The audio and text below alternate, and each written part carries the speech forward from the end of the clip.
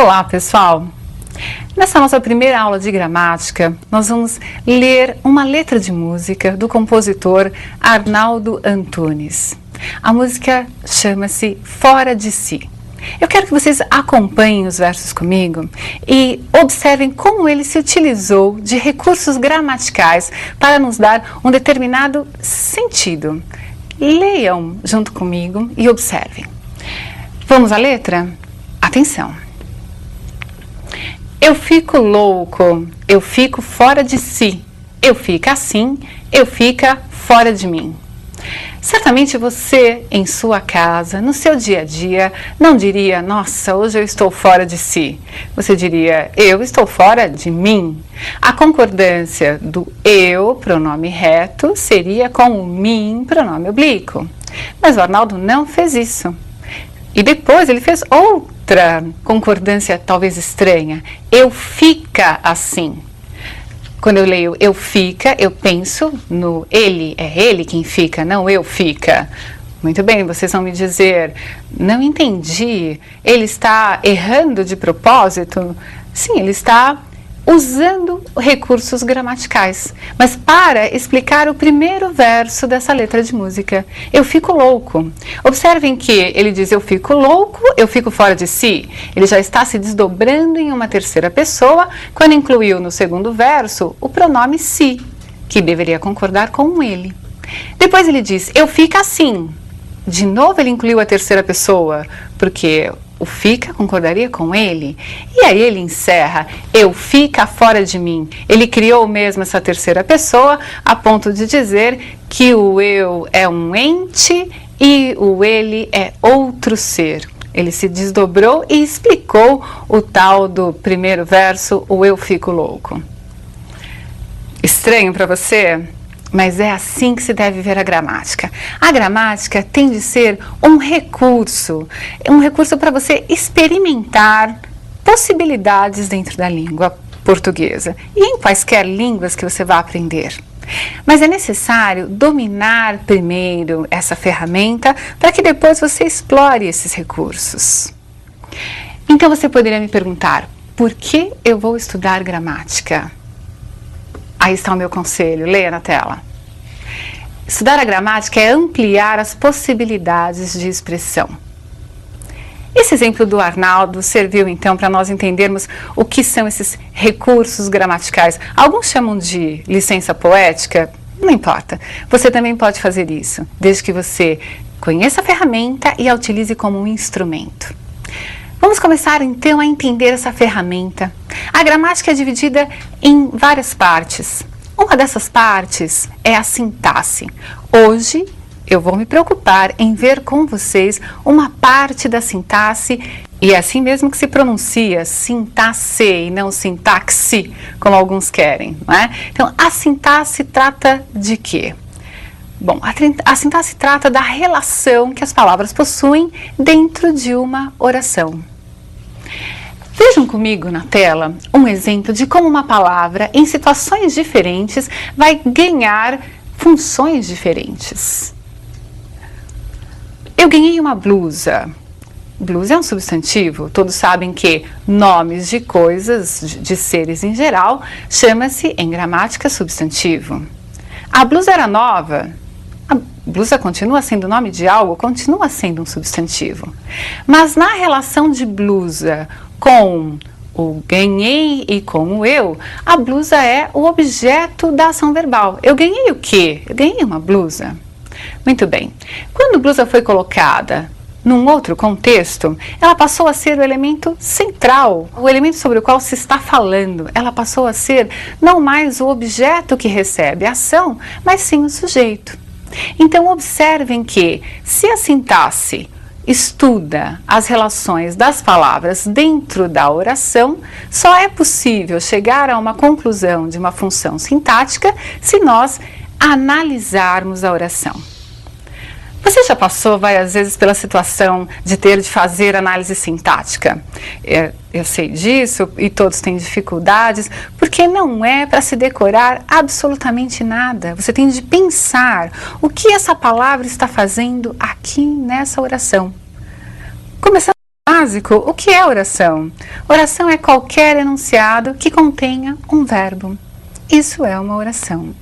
E é importante que você também entenda que nesse primeiro momento de sintaxe, eu não vou dizer que determinada palavra tem determinada função. Eu vou dizer, esse termo exerce tal função. Vejam, é necessário que vocês entendam que palavra é diferente de termo. Vamos ver um exemplo. Leiam comigo o exemplo. A alta dos juros provocou a crise financeira. Se eu perguntasse a vocês quais são os elementos principais dessa oração, sobre o que estamos falando e o que estamos falando, vocês me diriam, estamos falando sobre a alta dos juros. Teríamos um sujeito. E o que estamos falando sobre a alta dos juros? Que essa alta provocou a crise financeira. Teríamos o predicado. Observem, portanto, temos dois termos essenciais, o sujeito e o predicado.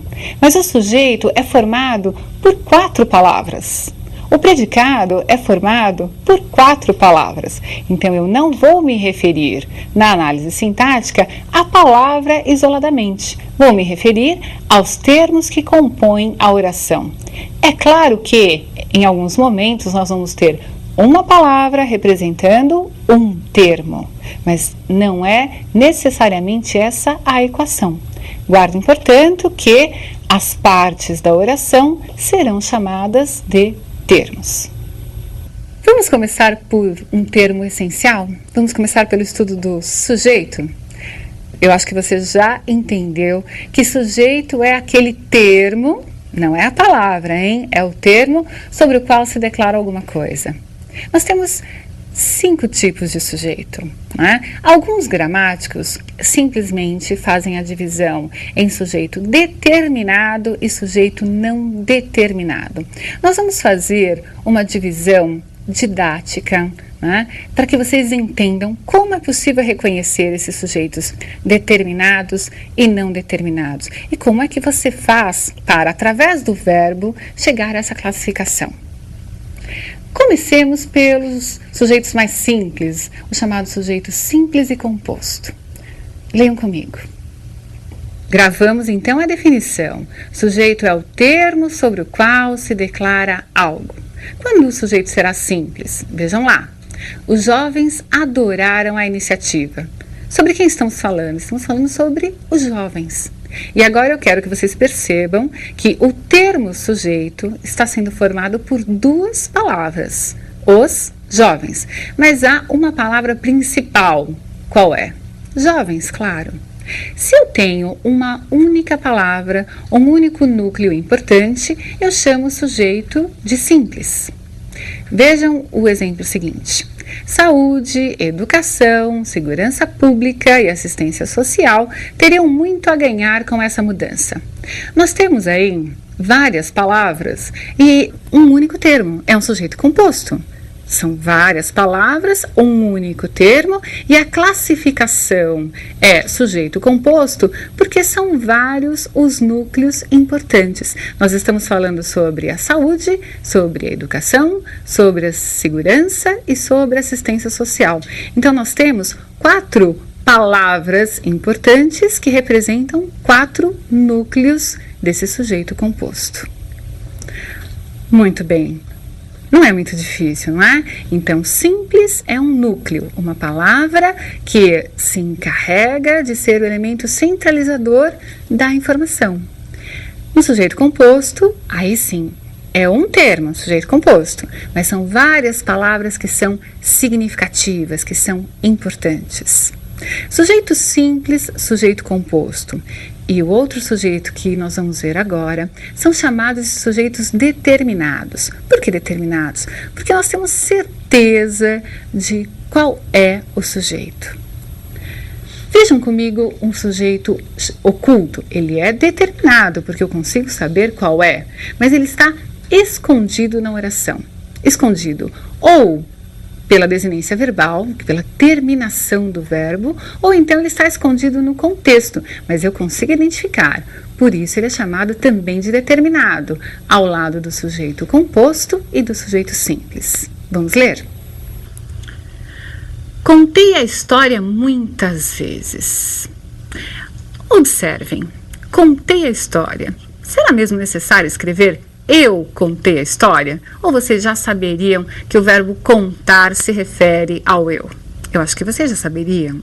Isso quer dizer que o verbo ou a terminação do verbo, a chamada desinência verbal, já indica a pessoa sobre quem se está falando. O sujeito é determinado? Sim, mas ele foi ocultado. Por quê? Porque o verbo já dá a informação necessária. Estamos falando sobre o eu. Tudo bem para vocês? Vamos complicar um pouquinho só. Nós vamos ver 2 exemplos de um sujeito que é chamado indeterminado.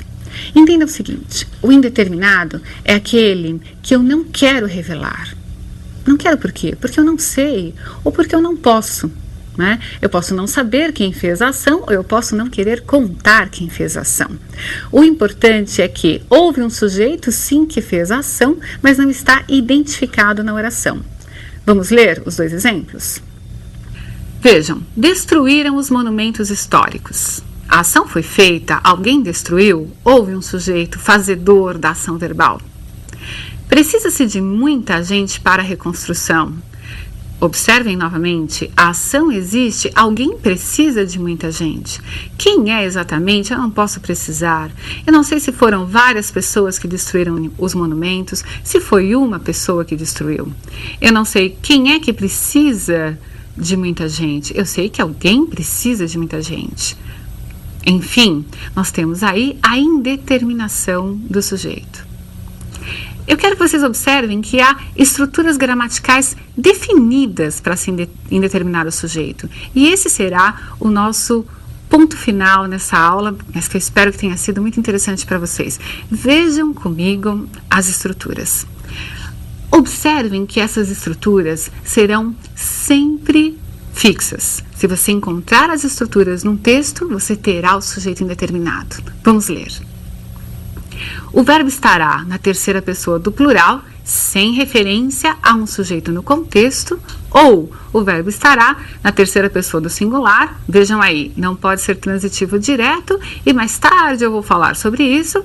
E vai aparecer uma palavrinha junto do verbo, que é chamada índice de indeterminação do sujeito.